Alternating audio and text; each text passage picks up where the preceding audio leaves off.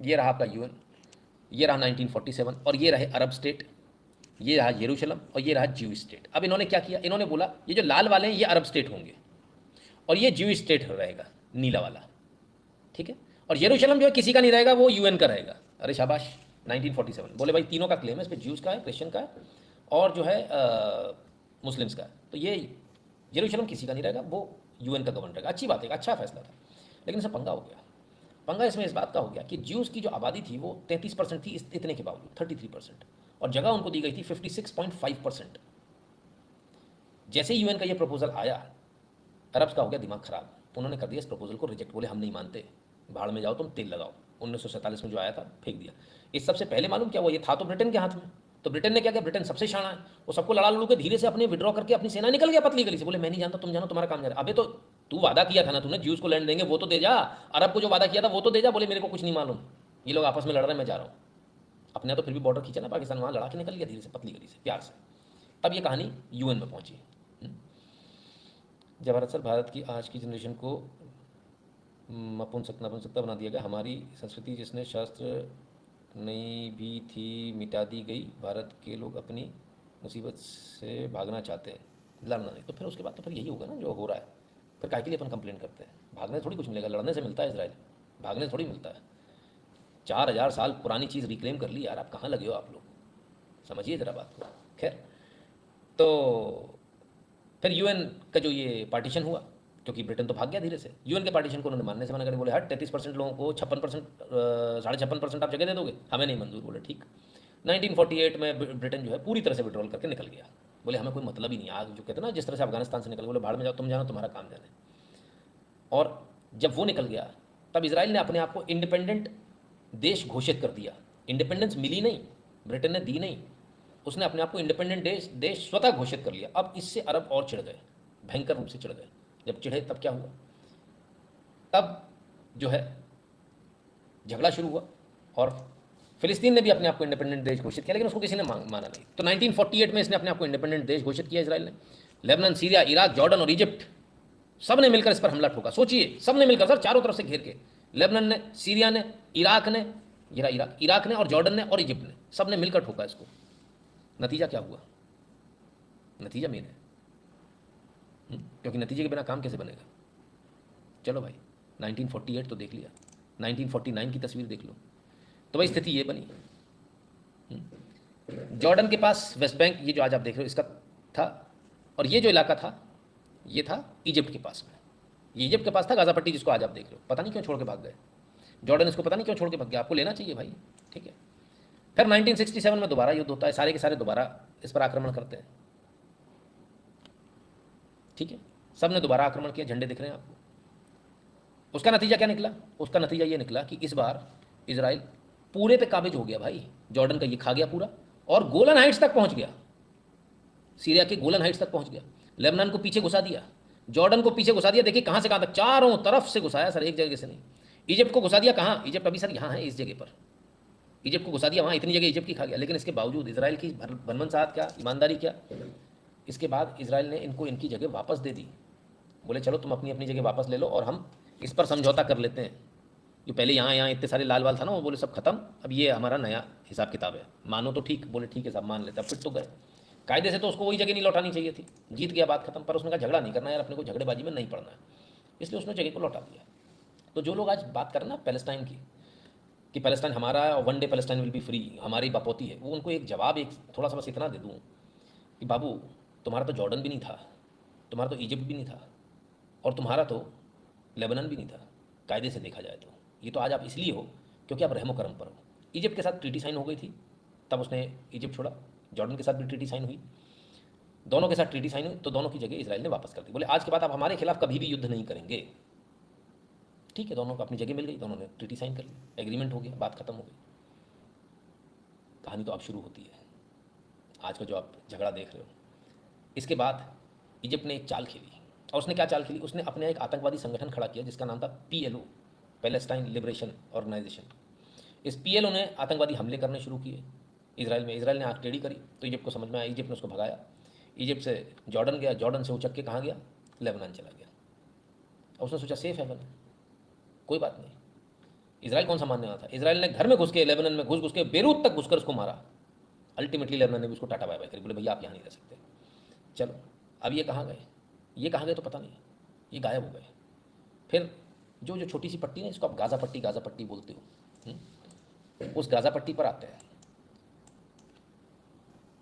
इस गाज़ा पट्टी पर, ये कल तक इजिप्ट की थी, लेकिन इजिप्ट लेना नहीं चाह रहा है इसको, पता नहीं क्यों अपनी दीवार खींच दी भाई साहब। इस गाज़ा पट्टी पर एक नया उदय होता है, उसका नाम है हमास। 2007 के आसपास हमास आता, तो वहाँ पर एक और ऑर्गेनाइजेशन थी, उसका नाम था फतह। फतह क्या था? फतह वही पीएलओ था, नेम चेंज।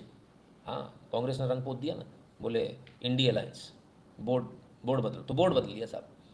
अब मजे की बात देखिए, अभी आपने क्या देखा, किसने किसको मारा? पहले आपस में लड़ाई किसकी चल रही? लगातार जो इजराइल की भूमि पर युद्ध हो रहा, आपस में भाइयों में, सगे भाइयों में। जीसस को किसने सूली पे चढ़ाया? भाइयों ने। इधर मोहम्मद साहब को किसने मारा? भाइयों ने। कोई आरएसएस बीजेपी कोई सनातनी नहीं गया सर, बच गया अपन लोग, नहीं तो मर जाते। ये अपने को घसीट लेते इसमें खाली पीली, है ना। अच्छा ही रहा अपन इनसे दूर रहे, तुम ही निपट लो, ठीक है। अब तो इजराइल हो गया, अब तो सारे अकॉर्ड साइन हो गए, अब गाज़ा पट्टी हो गई। गाज़ा पट्टी में ही शुरू हो गए कौन? हमास और फतेह, लगे गोली एक दूसरे में, दहत दनादन। चलो बढ़िया काम चलता रहा। इजराइल भी थोड़ी शांति में रहा, बोले ठीक है आपस में निपटते रहो, उसको तब तक थोड़ा समझने का मौका मिला। लेकिन 2014 का जो साल आया वो उतना अच्छा साल नहीं आया, क्योंकि फतह और हमास ने दोनों ने हाथ मिला लिया और एक अपनी सरकार बना ली, दोनों की मिली जुली सरकार, जो आज वहाँ राज कर रही है। बस यहाँ से इजराइल की बुरे दिन शुरू हो गए, क्योंकि दोनों ने मिलकर, दोनों का टारगेट क्या बन गया? इजराइल बन गया। अब बोले इजराइल को सबक सिखाना, और ये सारी कहानी जो उसके बाद की आतंकवादी हमले की सारा जो है वो इजराइल की अब चल रही है, ठीक है ना। The biggest difference between India and Israel is India slept in negotiations and wanted Nobel peace prize and ended in 3 pieces. Absolutely Ramesh ji. तो हमको जो अपनी जगह क्लेम करनी है, इजराइल शुरू से इजराइल था, इजराइल ने अपनी जगह क्लेम करी और वो इजराइल बन गया। आप उसको सही गलत कैसे भी आंकें, आप उसको ये गलत आंकेंगे कि पहले इजराइल था तो बाद में इजराइल कैसे बना, तो आप गलत हैं। अगर आप ये कहेंगे कि फ़िलिस्तीन जब ऑटोमन एम्पायर था उसके बाद उन्होंने अपनी जगह वापस ले ली, तो वो जीत कर ली है। उसके बाद यदि आप उन 3 युद्धों की बात करेंगे तो उन 3 युद्ध में भी वो इजराइल लगातार जीता है और उसने दूसरों की जगह वापस करी है। वो चाहता तो खा जाता, और अगर ये युद्ध करते तो और इनमें घुस भर देता और इन्हें पीछे तक घुसा देता, है ना। लेकिन इजराइल ने लोगों की जो जगह थी वो वापस करी। तो ये इजराइल की असल कहानी है। अब आप खुद डिसाइड कीजिए कि who is the rightful owner, इसका असल ओनर कौन है। क्या इजराइल को ये जगह मिलनी चाहिए? क्योंकि अगर आप ये बोलते हो कि ऑटोमन एम्पायर की थी और इजराइल ने छीन ली, तो ऑटोमन एम्पायर ने किससे छीनी थी और उससे पहले किसने छीनी थी? तो रियलिटी तो यहीं आती ना कि अल्टीमेटली तो इजराइल की जगह थी, तो इजराइल को मिल गई। अगर आप आज की तारीख में ताकत से देखें तो वो इजराइल की जगह है। आज का टाइटल ओनर भी इजराइल है, कल का भी टाइटल ओनर इजराइल था, और ये जगह एक्चुअली ज्यूज़ की थी। इस बात को जितनी जल्दी हम समझ जाएं उतना अच्छा होगा। और ज्यूज़ और मुसलमान जो खड़े होकर गाली दे रहे हैं मुसलमान ज्यूज़ को, और जो ज्यूज़ मुसलमान को दे रहे हैं, और जो क्रिश्चियन ज्यूज़ आपस में लड़ रहे हैं, तो भाई आप तो सगे भाई हो, आप आपस में निपटारा करो, काय दुनिया की जबरदस्ती उसमें घसीट रखा है। तुम लोग आपस में अपना जो काटामारी करनी कर लो, वैसे भी अपने नाती पोतियों के गर्दनें काट रहे हो, उनके गैंगरेप करो, तो भाई आपस में देख लो। हो सकता है किसी की आँख खुल जाए, हो सकता है ना खुले, अभी भी नहीं खुलेगी किसी की, ऐसा थोड़ी इनको मालूम नहीं है, मालूम सबको सब कुछ है। लेकिन मजाल है कि ये इस बात को मान लें, मानेंगे कभी नहीं। चलो, मैं तो हिंदू हूँ, मेरे से दिक्कत है। तो असली वाले मुसलमान कहाँ से शुरू हुआ है? मक्का मदीना है, वहाँ के असली वाले अरब शेख असली, हाँ, उनसे सुनवाएं। Refuting Mia Khalifa's misinformation on history. Israel has only been a state since 1948. Wow. Palestine is thousands of years old. Sorry, Mia. Wow. Palestine is thousands of years old. Quran कहाँ से पढ़ेगी, उसको फुर्सत ही नहीं है ब्लू फिल्म बनाने से। एक तो सबसे बड़ी दिक्कत ये है, रंडियों को भी लोग इतना ज़्यादा भाव दे देते हैं, है ना। आज के ज़माने में बड़ी दिक्कत है, रंडियों को रंडी बोल दो तो आफत है ना। बाजारू वैश्याओं को अगर बाजारू वैश्या बोल दो तो आफत है, पर हम तो बोलते हैं भाई, और ऐसे ही बोलते रहेंगे, ताकि सभ्य महिला और एक रंडी का फ़र्क एकदम क्लियर होना चाहिए। किसको इज्जत मिलनी चाहिए वो क्लियर होना चाहिए। पर खैर, लोगों ने उस पर भी वीडियो बनाए, कई सारे लोगों ने बनाए, हमने नहीं बनाया, हमें कोई आवश्यकता नहीं थी। अब रंडियों के मुँह लगने वाली यार अपनी तो हैसियत औकात है नहीं, है ना, माफ़ करे भगवान, है ना, इनसे दूर ही रहो, दलालों को मुँह लगने दो उनके। खैर, तो चलिए भाई, तो कुल मिला के, और ऐसी वैसी भी रंडी नहीं है, बाकायदा फिल्में बनाने वाली रंडी है ना। तो आप सब जानते हैं इनको, पहले मैं नहीं जानता था, आप लोगों ने बताया तब मालूम चला, तो थोड़ी ख्याति वाली है, हमको पता ही नहीं था, है ना। खैर, तो चलिए, हाँ, खलीफा साहब बता रहे हैं क्या असलियत है। Yeah, you are wrong. Israel is 3,000 years old, 75 years young. Israel is 3,000 years old. And this is not coming from a Jew, but from a proud Muslim. The prophets of God whom I believe in were Israelites. A significant number of these prophets disseminated their teachings in the land of Canaan, a land which Joshua bin Nun later renamed Israel. And then King David proclaimed Jerusalem as the nation's capital. Yes, Mia, it wasn't Donald J. Trump, it was King David. Even Jesus of Nazareth, Mia, called the land Israel in the Gospel of Matthew. The Roman Emperor Hadrian expelled Jews from Israel, erasing the name Judea. He supplanted it with the Roman Latin term Syria Palestina, which evolved into Palestine. Similarly, the city of Shechem was changed to Neapolis, or Nablus, which means in Roman Latin, new city or new place. The Jewish people, dear Mia, are not foreign colonialists in the land of Israel. I wish you to inform your audience that Israelis and Palestinians ought to coexist peacefully, and that peace is the only way, not marring history or disseminating falsehoods. Please share this video as it may. चलिए साहब, तो इतनी देर से हमने जो आपको समझाया वही वर्ड टू वर्ड इन्होंने भी बताया, लेकिन अफसोस कि सही लोगों की बातें लोगों तक पहुंचती नहीं है। उम्मीद करेंगे कमाल आर खान तक, उन तक भी ये बात पहुंचे और बतौर मुस्लिम वो अपनी कुरान को पढ़ें, बाइबल को भी पढ़ें और इतिहास को भी पढ़ें, और ये भी पढ़ें कि ना तो आप में और ना ज्यूज़ में और ना क्रिश्चियंस में कोई फ़र्क है। ठीक है, कमाल आर खान साहब, थोड़ी सी बात और बोलूँ, थोड़ा सा पीछे और जाओगे ना तो कुछ नहीं निकलेगा। इब्राहिम ये सब रामलाल निकलेंगे, लिख लेना इसको। हाँ, सब रामलाल निकलने वाले हैं, सब जगह से मूर्तियाँ मंदिर ही निकलेंगे। वो तोड़े इसीलिए गए थे, नाम ही इसीलिए बदले गए थे। ये काय जॉर्डन फॉर्डन के इतने सारे दुनिया भर के नाम रखें, असली नाम पे आओ ना, किसी ने इस पर भी बात करेंगे। हाँ, कमाल है। तो कामिनी जी कहती हैं शी सपोर्टेड फार्मर प्रोटेस्ट। हाँ, किसान है ना, दिन भर जुताई करती हैं, किसान है, कैसी बात कर दी आपने। खैर, तो जो है आप लोग भी ऐसा कमेंट कर देते हो कि मुझे कमेंट करना पड़ता है। हाँ, चलिए, तो कुल मिलाकर ये कहानी है, ये रियलिटी है, ये हिस्ट्री है जिसको कोई मिटा नहीं सकता। कितने आप खून खराबे कर लो, कितना खून बहा लो और कितना अपनों का बहा लो, असल में इस दुनिया में सारे लोग, देखा जाए हम सब इंसान हैं और सब एक दूसरे से ही कहीं ना कहीं रिलेटेड है, को रिलेटेड है। पूरे विश्व में ये सारे नए नए धर्म में 4000 साल, ये सारे हमारे यहाँ किसी ने हिसाब निकाल के, मुझे तो बड़ा गुस्सा है। एक दिन किसी ने बोले साहब जो है वो रामायण 70,000 साल पुरानी है, महाभारत जो 30,000 साल पुरानी। हम गई थी यहाँ मोड़ा थे कंटाप पे दे खींच के, तुम्हारा भी समझ में आ जाए। तुम्हारे बाप ना निकाल पाएंगे कितने लाख साल पुरानी है, कोई अगर कैलकुलेट करके बता दे तो हमें बता देना। गजब के लोग हैं साहब। तो अगर दुनिया में अगर कोई, अच्छा इस एक और चीज़ है, ये पैगंबरों पे ज़िंदा रहने वाले लोग हैं। पैगंबर आए, उन्होंने कहा कि अल्लाह ने या भगवान ने ऐसा कहा। हमारे यहाँ भगवान ने अवतार लिए, अपनी लीलाएं भी दिखाई और अपनी ताकत भी दिखाई, और ये भी बताया कुरुक्षेत्र में खड़े होकर कि मैं ही भगवान हूँ और मैं ही सब कुछ हूँ।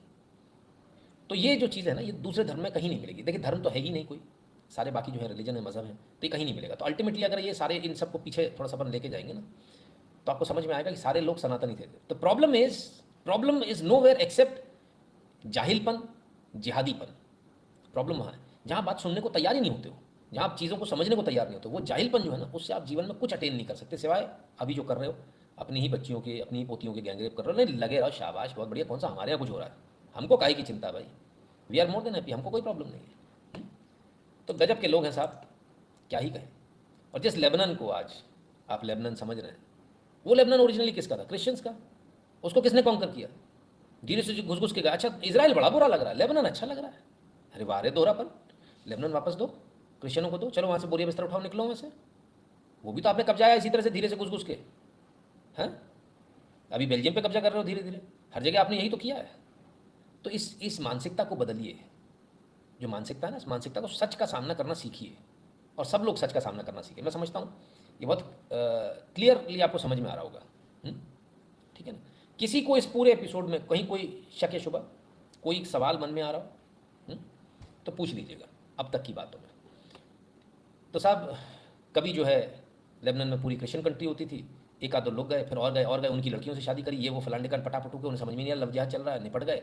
उसके बाद में आज लेबनान में हिजबुल्लाह बैठता है, आतंकवादी संगठन, सबसे खतरनाक और सबसे ज़बरदस्त हथियार जिसके पास में। हाँ, ये सारे बड़े बड़े लोग हैं भाई, इनको लाखों करोड़ की फंडिंग आती है। तो आज वो एक आतंकवादी बड़े से बड़े पनपने हो, क्या करोगे आप? बट एनीवेज, सच ये जो है इजराइल का आपको समझना चाहिए था और आपको पता होना चाहिए था ये ओरिजिनली धरती किसकी है। हमारा बस इतना सा प्रयास था, नथिंग टू ऑफेंड एनीबडी। और किसी को यदि लगता है कि नहीं इसमें कुछ गलत है, ऐसा है वैसा है, कोई मुसलमान कोई क्रिश्चियन ऐसा है या कोई जीव ऐसा है, तो आके आराम से बहस कर सकता है, कोई दिक्कत नहीं है ना, बड़े आराम से बहस कर सकता है। हम आपकी किताब में लिखा हुआ दिखाएंगे, आपके धर्म ग्रंथ में लिखा हुआ दिखाएंगे, अपनी बात नहीं करेंगे। हम गूगल की बात करते ही नहीं हैं। हम आपके धर्म ग्रंथ में जहाँ लिखा हुआ है हम उसको कोट करेंगे। आप अपने ही धर्म ग्रंथ को यदि चैलेंज कर सकते हो तो आइए, आपका स्वागत है। आपके धर्म ग्रंथ में बीसियों जगह, और सच थोड़ी झुटाया जाता है, ठीक है। तो सब जानते हैं, सबको पता है, इसके बावजूद ये झगड़ा है। क्यों झगड़ा हमें आज तक समझ में नहीं आया। झगड़ा सिर्फ इसलिए है क्योंकि कुछ लोग सनातन जो है वो ड्यूटीज़ बताता है, बाकी जो धर्म है या जो रिलीजन है, मज़हब है, जो भी कह लें, वो सिर्फ सत्ता और पावर पाना सिखाते हैं, हमें कैसे सत्ता में रहना, पावर में कैसे रहना। तो जब सत्ता और पावर की लड़ाई हुई ना सर, ये पॉलिटिक्स की लड़ाई है बेसिकली। ये धर्म तो पॉलिटिकली बना दिए गए हैं। ये पूरी लड़ाई सिर्फ एक चीज़ की थी और सत्ता की थी। हम सत्ता पे कैसे काबिज हो, हम राजा कैसे बने रहे, ये सारा झगड़ा इस बात का था और कुछ नहीं था। सनातन में बस ये नहीं रहा कभी, इसलिए हमारे कोई झगड़े नहीं हुए और हम बड़े आराम से आज तक जीते आए और आगे भी आगे जिएंगे। खैर, हमारा काम था आपको बताना। और वो हनी भाई साहब जो थे, अगर आप जुड़े हैं तो भाई साहब कमेंट कर दें मेहरबानी करके कि अब आपको जवाब मिल गया होगा कि ये जगह किसकी है।